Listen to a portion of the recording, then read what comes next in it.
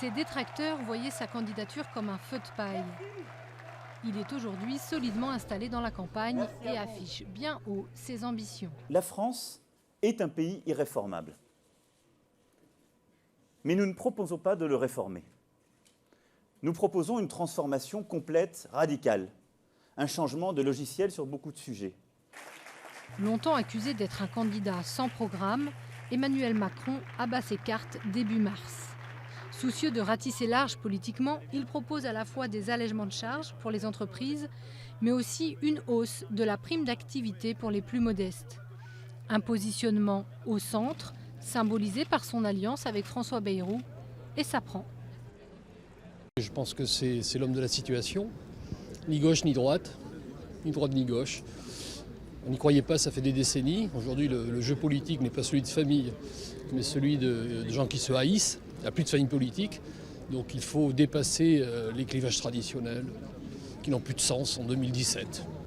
À seulement 39 ans, jamais élu, il est le plus jeune des prétendants à l'Élysée. Il joue à fond la carte du renouvellement des élites en politique. Il parle aux électeurs écœurés par l'offre traditionnelle ou déboussolés par l'affaire Fillon. Si Juppé s'était présenté, j'aurais voté pour Juppé, mais bon, vu les circonstances, voilà. Monsieur Fillon m'a beaucoup déçu, donc comme Juppé ne prend pas le relais, on va peut-être aller vers Monsieur Macron. Malgré son jeune âge, Emmanuel Macron a un CV déjà bien rempli. Sciences Po, ENA, Inspection des finances, Banque Rothschild. Celui qui se présente régulièrement comme un candidat anti-système a pourtant emprunté la voie royale des élites. En 2012, François Hollande le prend sous son aile en le nommant secrétaire général adjoint de l'Élysée, puis le propulse ministre de l'économie. 18 mois plus tard, cet ambitieux aux allures de gendre idéal s'émancipe.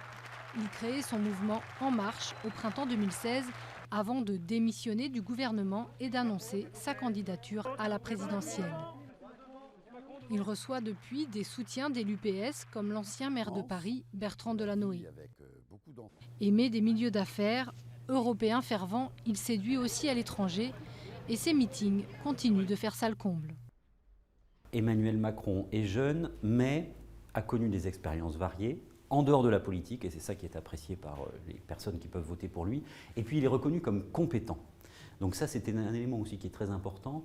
Au fond, l'homme qui a des qualités en politique, c'est l'homme qui vient du système et donc qui hérite d'une part de compétence, le fait d'avoir été ministre de l'économie et auparavant le fait d'avoir travaillé dans une grande banque, mais qui est capable de s'en affranchir. Si son côté novice en politique semble être pour l'instant un atout pour l'ancien ministre, il devra néanmoins convaincre de sa capacité à gouverner et en particulier à trouver une majorité.